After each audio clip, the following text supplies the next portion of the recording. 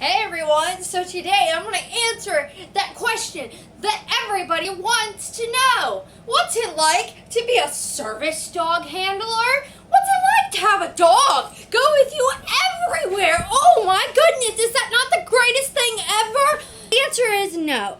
It's actually a burden to have to take a dog with you everywhere you go. But my dog saves my life. I get asked questions in public like, how can I take my dog everywhere? Well, let's say you have to get you one of those things called a disability. Do you have a disability?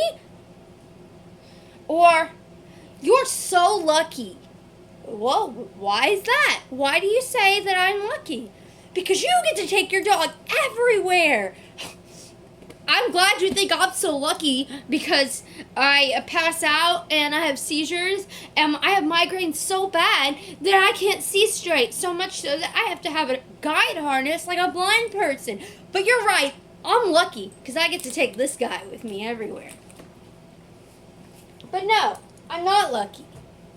Yeah, Percy's great and I love having him, but I'd love to have him as a pet at home, waiting on me to come home from a normal day job.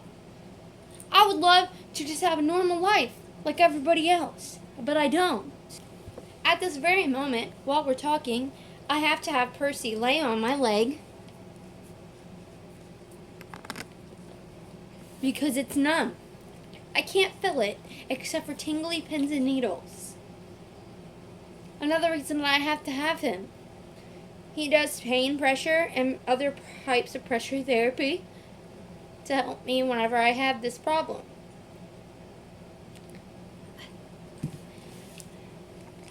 But let's go into more on what it's like to be a service dog handler.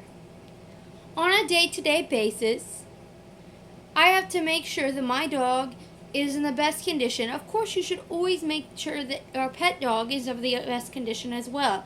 But I can't say, oh, you got in the mud today, I'm just going to give you a rinse off with the hose and go on until tomorrow when I feel like bathing you. No, Percy has to be completely clean with soap and water, and he can't have any kind of smell to him. He has to be up to date on all his vaccines at all times. I can't say, well, I'll wait till next week and I'll get his vaccines then. Because he is in the public, and he has to have his vaccines up to date at all times, both for legal reasons and health concerns as well, because he doesn't stay in the safety of our home, like a little foo-foo dog, or maybe one of our house cats. He is going to be out in public, possibly going to get bit by some fake service dog, or some dog on the street. It's very important that he is not only taken care of like a very good pet owner, but even above and beyond the best pet owner. So I have to be on my toes at all times. When we go into public, we have to deal with scrutinization, stares, questions. You can't bring that. Yeah, I can. You see this right here? You see this right here? I can bring him in here because he's a service dog. Or, can I pet your dog? Can I? Can I pet your dog? No, I'm sorry, he's working. Oh, but why? Why can't I pet him? Why will that bother him while he's working? Why? Why? Why? Why? Because it distracts him. Well, then he's not a very good service dog if he's so easily distracted. Let me explain something to you. Service dogs are not robots. And even the most highly trained dog is still a dog. Just like even the most highly skilled human being is still a human being. People think it's easy to own a service dog. People think that it is cheap. They could not be further from the truth. Training takes a long time. Training involves money. If you cannot train yourself, you'll have to find a trainer or a program dog. You have to obtain a dog that is of a good temperament, who is able to do the job. There is a lot that goes into having a service dog. It is not easy.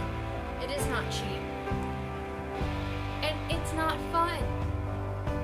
It's not just so I can take my dog with me everywhere I go. Think about it. Yes, you could still go to an amusement park. Yes, you can still go to the zoo. You can still do those things, but they won't be the same, especially in an amusement park.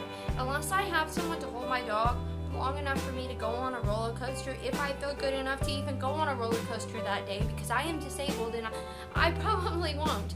But even if I felt good enough that one day for those 10 minutes to go on that one roller coaster ride, I'd have to have somebody who I trust, who is willing and able to hold on to my service dog long enough for me to go do that. He can't go on a roller coaster with me.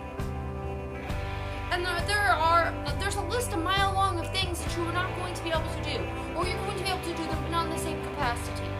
They're not the same. You do not have the same freedoms. It gives you freedom, though, in a way that you didn't have freedom before if you're a disabled person. But if you're not disabled, no, it is not easy.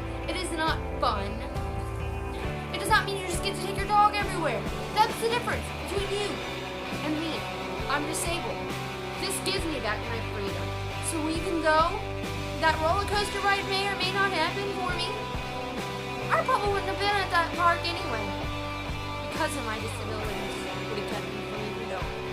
So I wouldn't have even got to see my kid go on that roller coaster ride. As to where you would just say, well, today my dog will stay at home.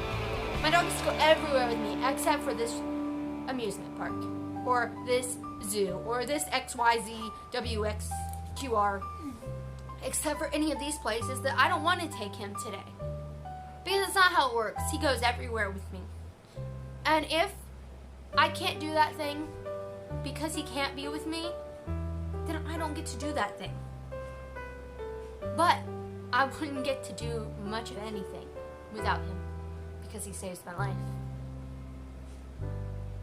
So, no, it is not fun to own a service dog, but it's worth it if that's what you need.